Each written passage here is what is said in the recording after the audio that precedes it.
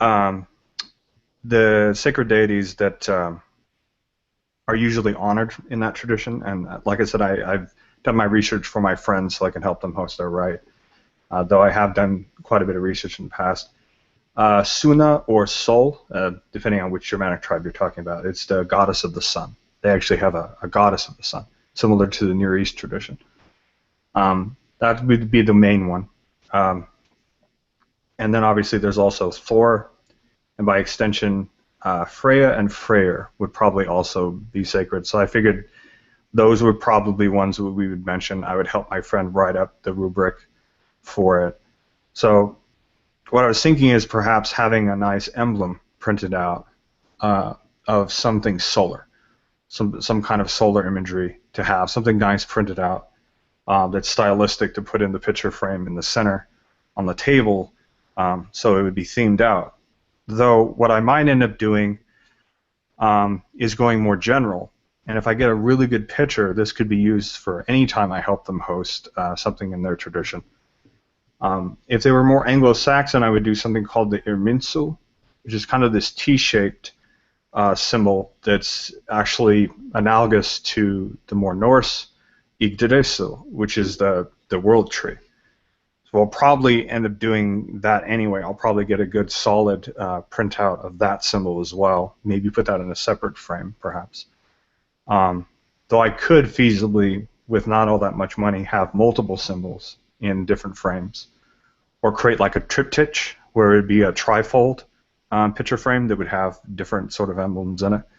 But I'd like to have there to be some kind of central piece, and I've helped other people in different traditions host their rituals. So any ideas that you might have would definitely be appreciated if you think maybe there'd be something I could kind of organize the space. It's a 6-foot table that'll have a tablecloth on it, an offering plate, a bowl for libation, and a few other odds and ends, a few implements and things. Some of the runes that my friend Corey will bring, because he's going to be the Goti, which is the priest in the heathen tradition.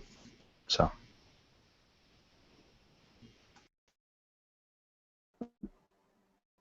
Sounds like you just got this whole thing planned. I mean, I'm not sure what I can add to it because, I mean, I'm also very simplistic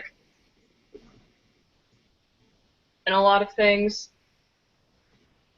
So it's like I try not to have a whole lot of stuff going on when I do my own little rituals and stuff. Oh yeah, most definitely. And to a certain extent, I'm definitely like that. Though, you know, over the years, I've refined a lot of things and have included more as it's become more practical, and there's actually a solid use for having them in a space. But yeah, I'm very much about the sort of sacred geometry of spaces, having things aligned in specific ways, and only using as much as is really necessary, or only a little more than is necessary to have a certain aesthetic. Because it's really ultimately for focus when you're talking about ritual in the general sense of it. You're trying to provide a focus for a space. I just don't want, if I do that, some kind of picture.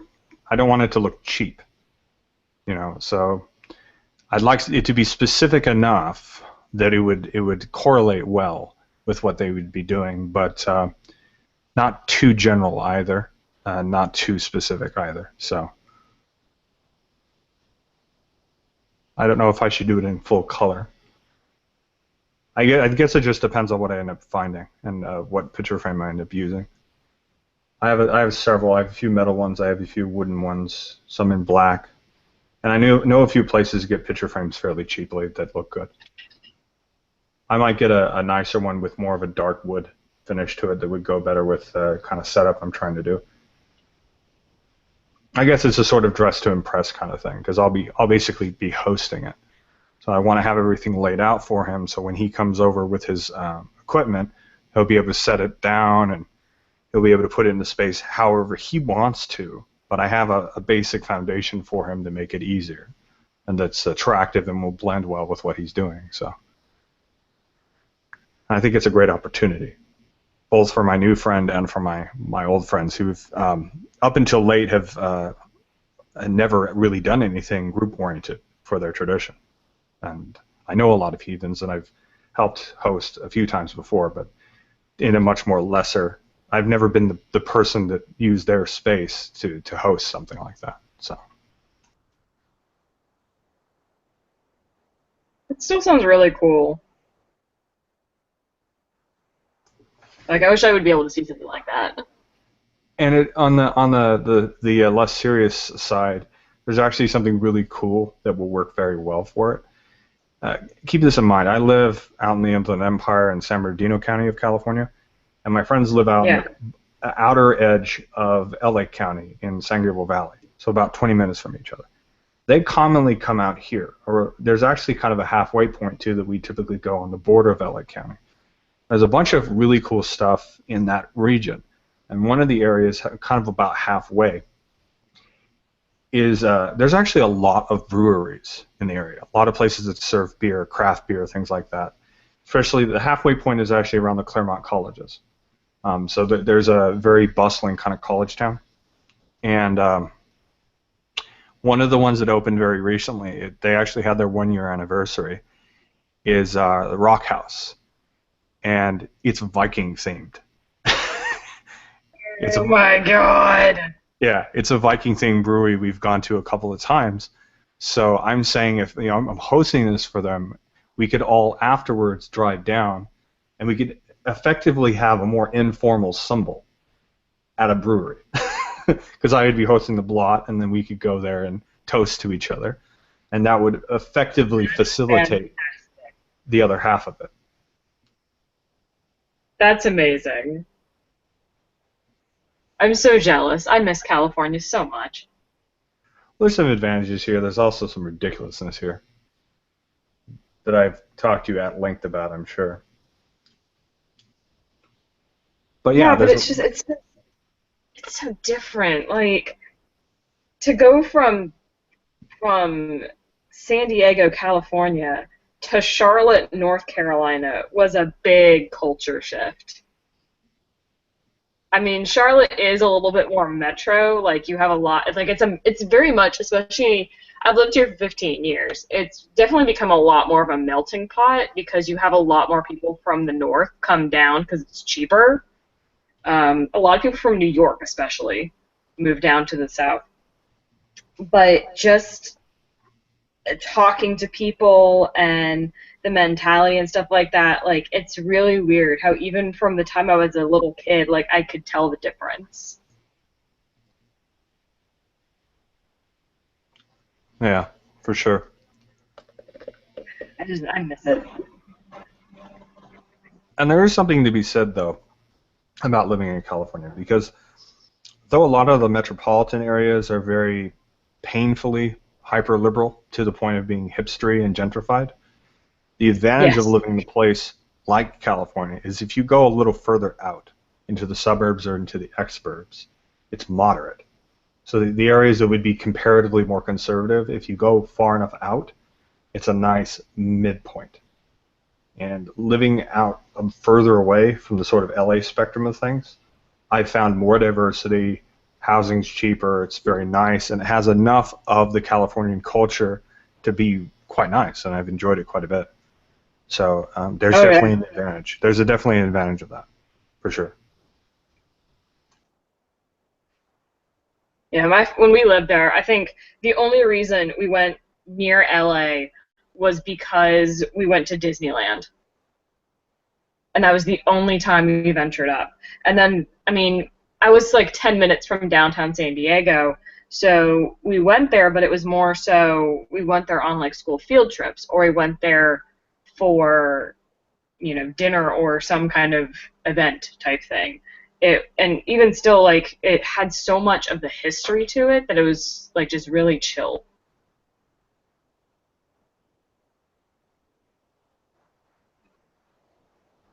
And of course, who can't miss In-N-Out Burger because it's the best burger joint of all time.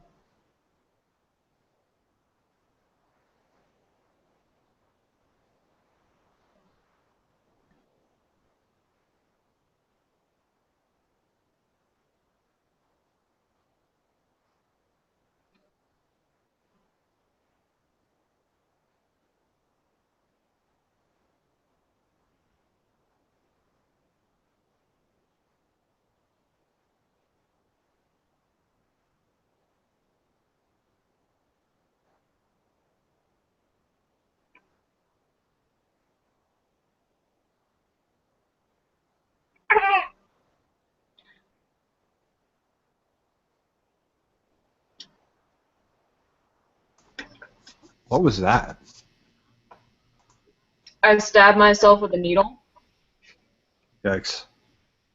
I'm a hand sewing this thing, so blood, sweat, and tears go all into all of my plushies. Gotcha.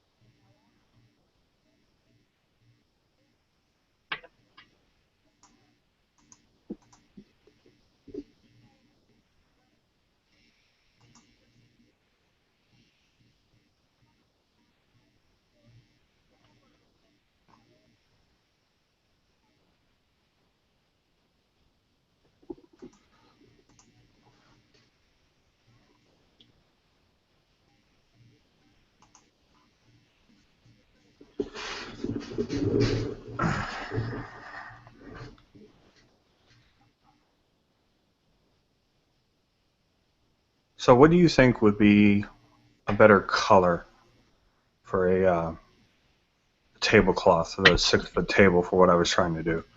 Black, brown, gray, white, or tan?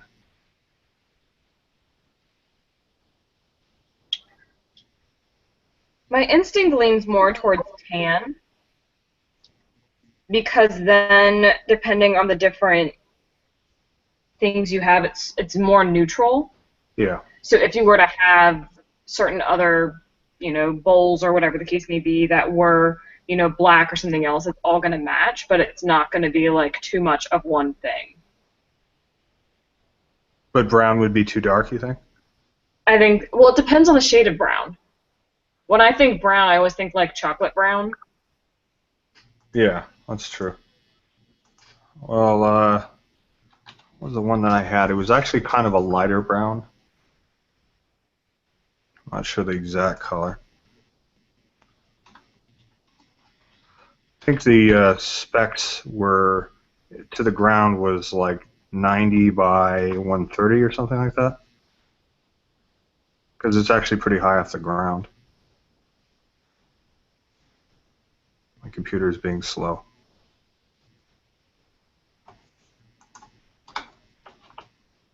Let's see if that works. It must not have been it because oh, the 90 by 132. That was the standard size.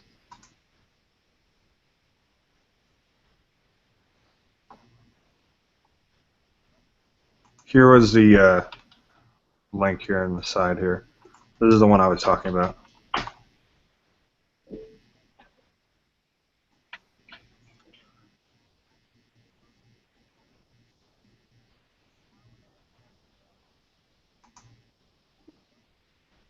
Those they also have that kind of tannish off-white too.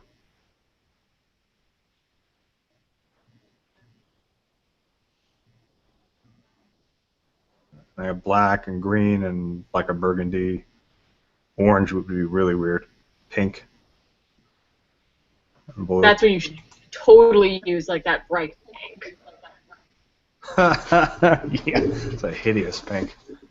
That's a very hideous pink. Like that's like Pepto-Bismol pink. Yikes. Yeah, don't do that. I do like that brown though. That brown's actually really nice. Yeah, it's more like a cocoa. It's lighter. It's not super, super Yeah. dark. Yeah, and that's not and that sort of tan isn't as tan as I imagine it to be. So I would go with that brown. And it's a polyester fabric that has the look of cotton. And because it's polyester, it won't wrinkle. It'll do really well. It cleans up really nice. Really, all I do is just throw it in the wash. Some of my Ren Fair gear is polyester blend, so it's actually very useful. Synthetic fabrics can do a lot of good stuff.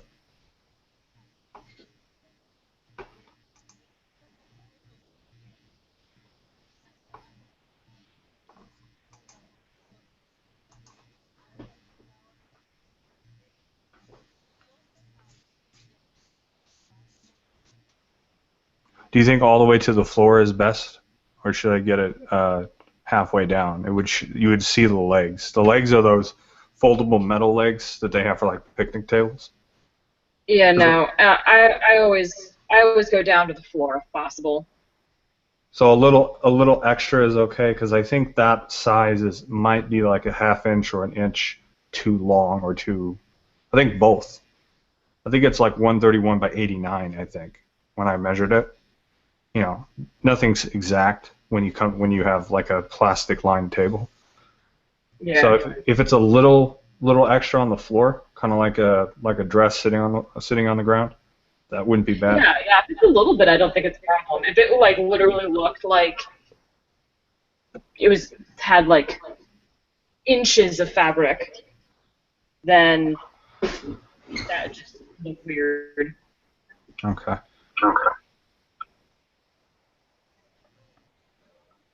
Good to know.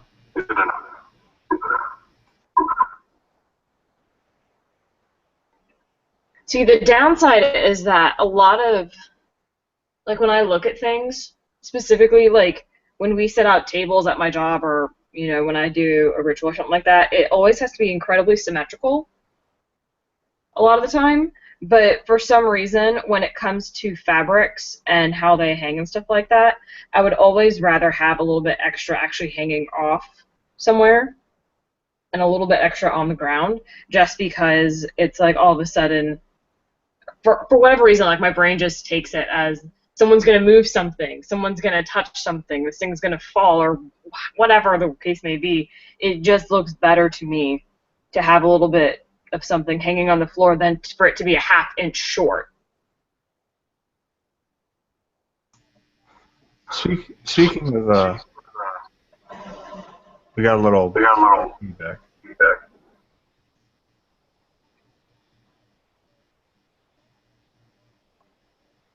Let me see if I can get my headphone.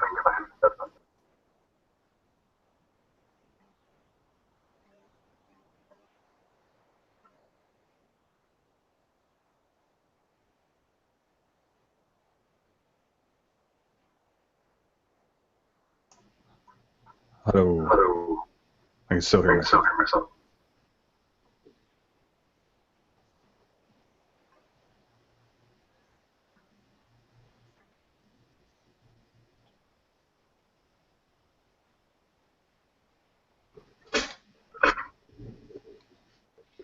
That is weird.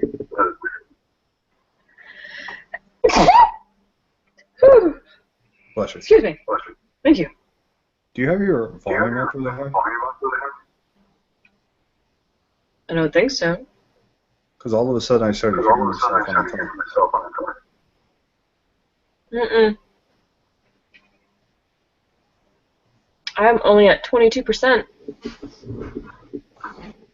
I'm going to reset real quick.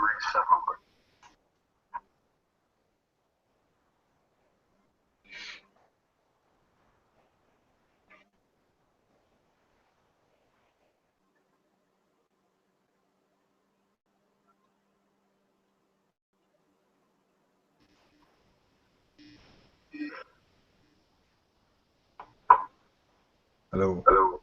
Nope, Hello. still there.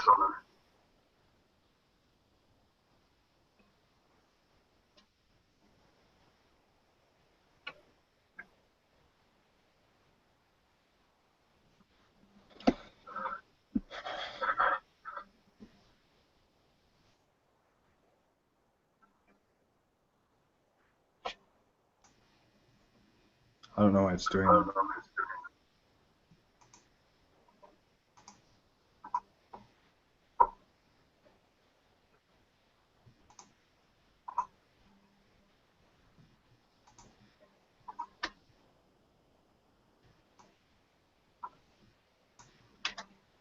Huh.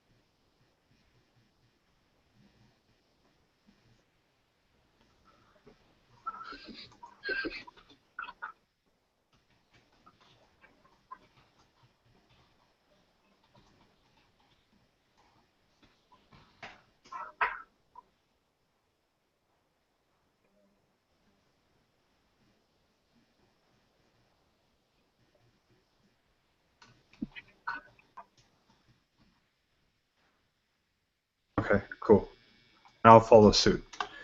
Um, I had a question for you, and it has to do with fabric. Um, One of the things I'm actually thinking of doing at some point, for its own sake, but also for potential later on, both for the Ren Fair and actually for rituals at some point, hosting Hellenic, is to create a ketone, which is the Greek garment. And it's very easy to do. It's a rectangular piece of fabric, and you just pin it. There's a specific way that you pin it for a man. It's very easy to do. It's even easy for a woman. It's just a little extra fabric folded over. But I don't sew. All I would really need to do is to hem the frayed edges. If I was to cut out a piece of fabric to a certain size, certain ends of it would need to be like folded over and sewn. Do you think I could do that by hand?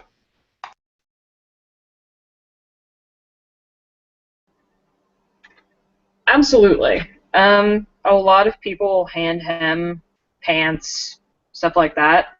Um, there are actually, if you're really wanting to cheat, and it depends on how nice you're wanting it to look, there are things that you can actually buy that'll like, it's almost like sticky tack type thing, where you can put it down on one end of it and it's like double-sided tape and it'll actually hem your pant and it'll help you with measuring it out and it'll help with like hemming things.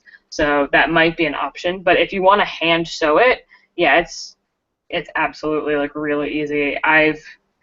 It's on my very, very long to-do list to hem my pants. Um, but it depends on how long the piece of fabric is. Because if it's going to be all the way around, as I might be, then yeah, it would be a very long hem. But it also, like, even if you were to take it like to an alterations place and just say, I need this to be hemmed up X amount of space, for them to hem things is really cheap at a lot of places.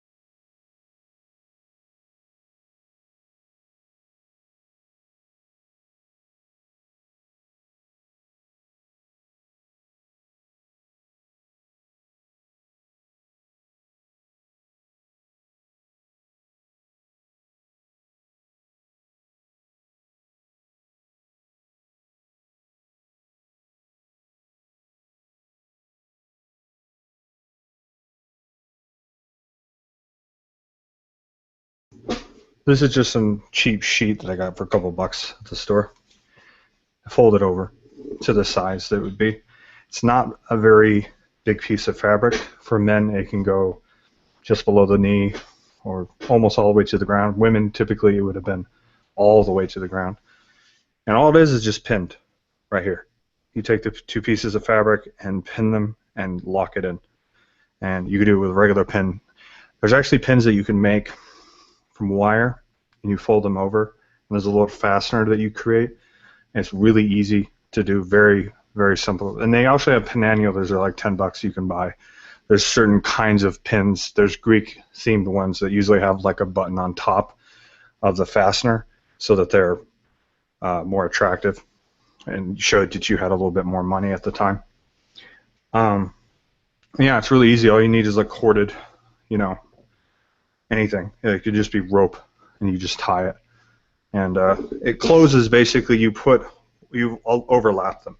You put one side over the other side and tuck it in, and kind of pull it in place, and then put the belt over it. So, real simple, as you can see. Typically, though, you could also, if you had a little bit more fabric, you would also pin the other side like this. For women, if they did this style, they would have to do it like that. And oftentimes there'd be a little extra fabric over the chest. But there's other styles. This is the Ionic style. The Doric style would be longer fabric, and it would be pinned all the way up and down your arms. Usually about 5, 6, or 7 pins, starting from here. That would be a little trickier. The cool thing about this design and why it was so popular is basically once you have it pinned in place, you can just take it off. You just take the belt off. It's very easy to just kind of put over your head like a t-shirt. The Doric ketone you would have needed help, basically. That's probably why there was a servant class.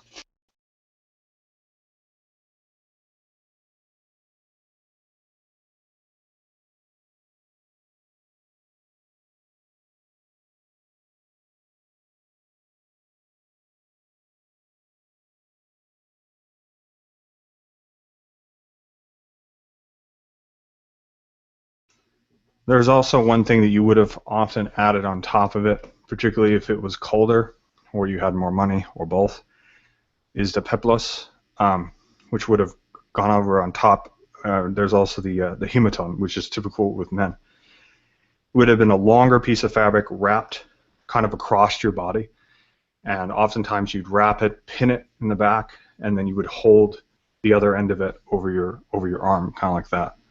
And that's like the typical one that you would see like the philosophers wearing. You see all those old paintings from the Renaissance where they would paint Plato or Socrates. They would typically be wearing the entire garment. And oftentimes the hematoma would have been a different color. Better colors, more money.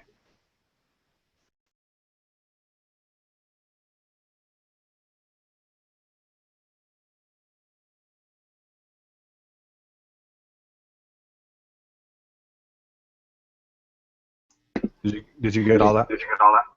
Yeah. I don't think, seeing what I saw now, I don't think it would be too much in terms of hemming for it. Specifically, depending on how much you're wanting to get off the ground and how much is dragging, or however much you're needing to hem it. It seems like a lot because it's the circumference of your body.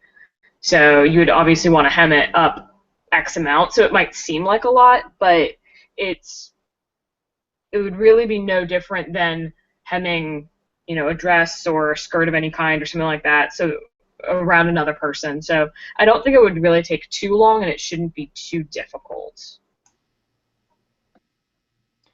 Here's my thinking.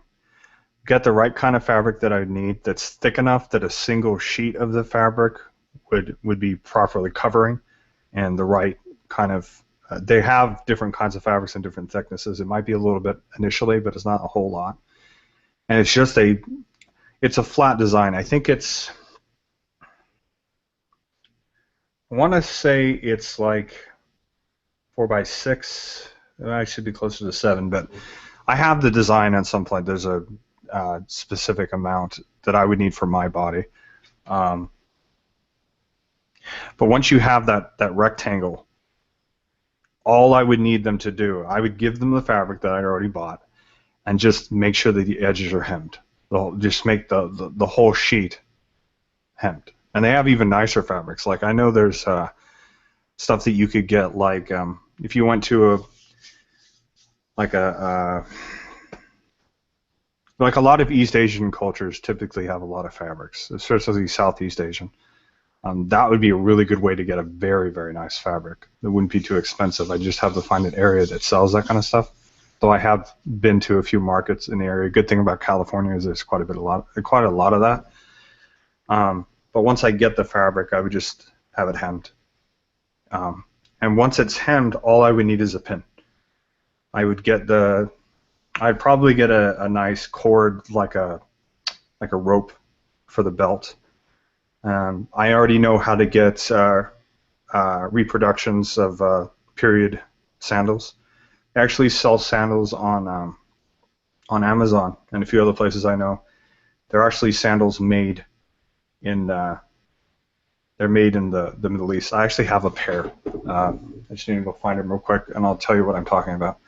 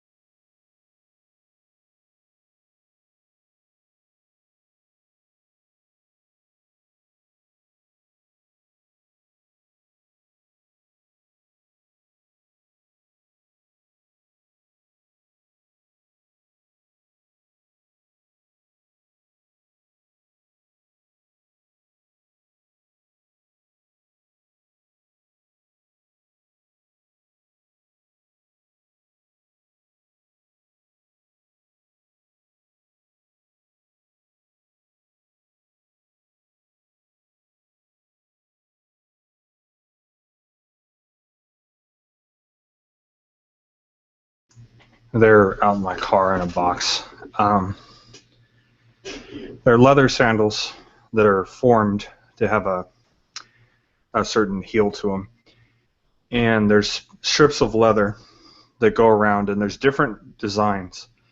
The one that I have actually goes in between the toe and wraps around the big toe. It's a particular design that they had, and there's a place in Israel that makes them. They have a few other designs. There's a nicer design I found both on Amazon and on Etsy that wraps more around the ankle. The thing that sucks is it's somewhat approximate because they use European sizes. So my brother got one. It was too small for him, but a little too big for me. My brother has size 14 or 15 shoe, guy's shoe, and mine's technically my shoe is 11 and a half double wide apparently, but a 12 regular fits me. So whatever that means. I had my feet fitted years ago. But if it has more wrapping around the foot, the length of it won't matter as much if it's a little long. So yeah. Like if you get really nice work boots, there are some companies that will actually do a full shoe fitting. Like they'll give you your proper size. There's a place here. I don't know if they have them back where you are. They're kind of expensive. Actually, they're really expensive. They're called Red Wing shoes, and they actually they actually do that. So, but there's a few other places that do that. Like if you go to like an old school shoe place where they do shoe repair and shoe fitting, a lot of them will do that. So, but yeah, they have the sandals part would be pretty easy. I even know some more historical places that I get a lot of my Ren Fair stuff for that I could do. It might be trickier to do Greek specific. A lot of the sandals you get that are similar to that period are typically Roman. Like it's really common to get like gladiator sandals, but there's all the different types of footwear that people wore. So you can kind of approximate. You can even get stuff that's modern that looks a lot like the older stuff that would be passable. So a lot of people get to the Renaissance fair when they don't have a lot of money.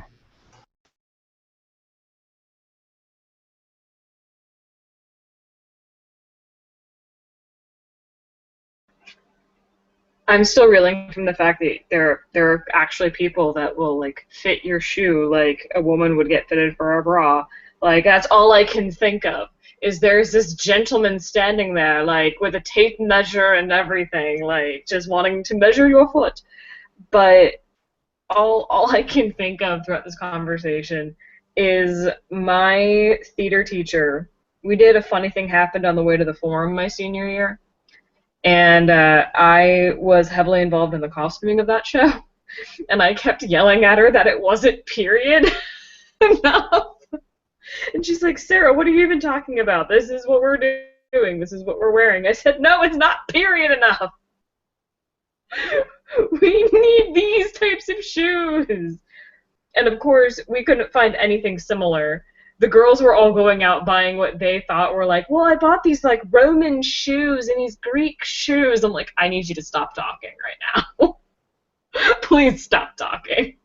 So what did I do? I proceeded to attempt to make my own with normal sandals, and I destroyed them and cut them off. And then I found some type of it wasn't it was like leather strips, and I was literally stapling them into the shoe, and I was like making shoes for everybody, and they called me the cobbler of the forum, and I was like, I feel so special right now. But yeah, that's cool. You actually like have like an actual outfit. Like I am incredibly jealous.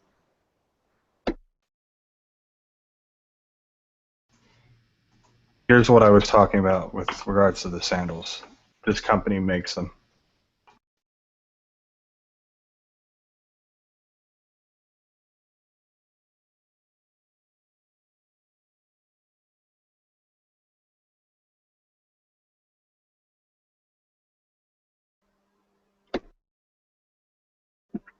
I really like those, and they look incredibly comfortable.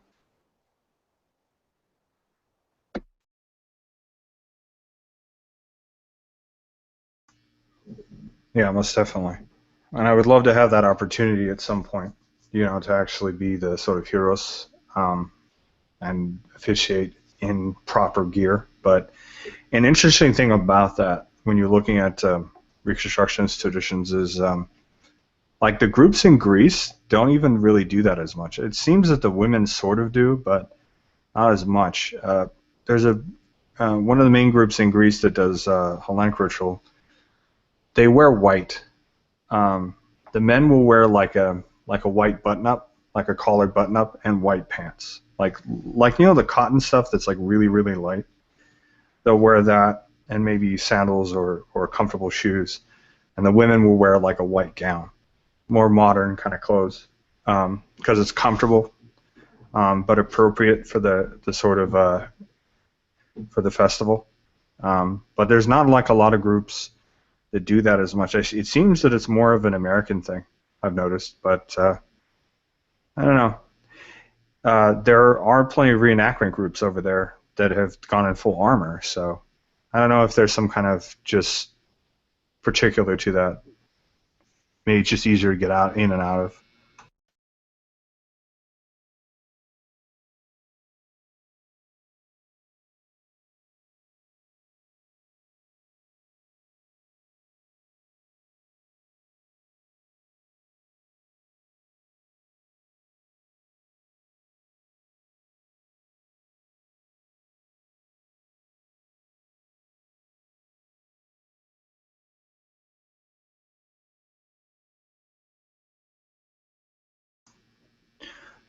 So Sarah, did I tell you about all the stuff I ended up getting for my birthday? No, I am now very curious. I ended up getting the rest. I ended up getting the rest of the musical instruments I wanted to have for my musical ensemble. And I also got a shelf to put them all in over there in the corner. I already had the bass melodica. I love the sound. It's like the baritone of melodicas. I ended up getting an alto recorder, a soprano glockenspiel, and a concert ukulele. Um, that's going to be tricky because I've never played strings, but my brother's big into strings and getting over my hang-up with that. The drum part was tricky. I ended up the weekend of my birthday when I went to the Renaissance Fair. I found a used frame drum, like a good sized one, for $20, and I know it needed work, and I figured it was a gamble. So I took it to a folk music center down from me. It's a folk music store. I know people there, and they told me it would be more to fix than it would be worth new. So they'd have to completely reskin the drum. So I talked to a couple of people about it, and then I just decided to donate to them. So they'll probably fix it on their own and use it as a rental. But recently, uh, like last week, I found this really good deal on a different kind of a hand drum called the Darbuka. Um, it's a Middle Eastern uh, kind of drum, and it's fully tunable, has a synthetic head, and it's completely replaceable. It has an aluminum body. It's really cool, and I can actually show it to you if you're interested.